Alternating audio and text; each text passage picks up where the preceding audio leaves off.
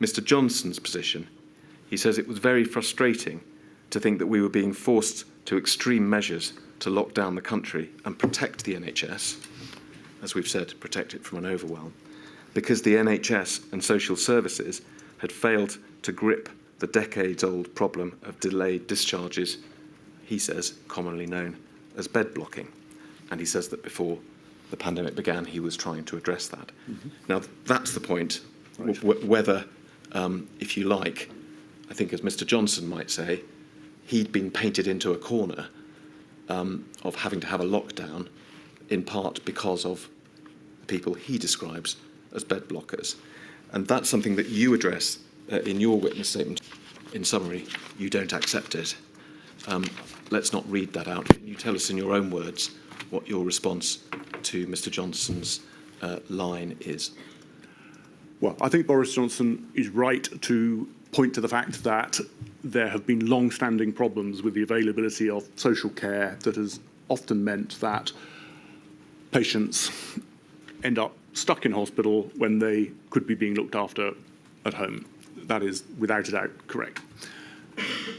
However, if you think about his suggestion just a moment, even if you accept that there were 30,000 hospital beds full in that way, which I think is certainly at the high end of what most people would estimate, but even if you think it's 30,000, we, and indeed he, were being told that if action was not taken on reducing the spread of coronavirus, there wouldn't be 30,000 hospital inpatients. There would be maybe 200,000 or 800,000 hospital inpatients.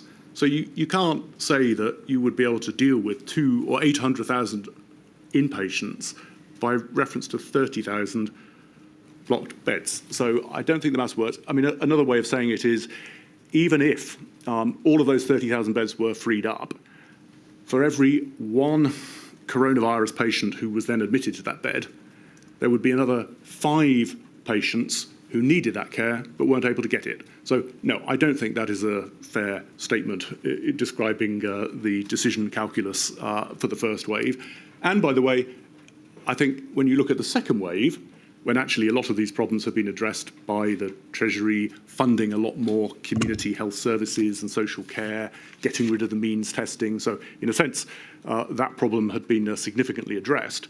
The Prime Minister still decided to have second and third lockdowns with this problem having been substantially resolved. So for both reasons, I think that is that suggestion doesn't stand up to scrutiny. Thank you.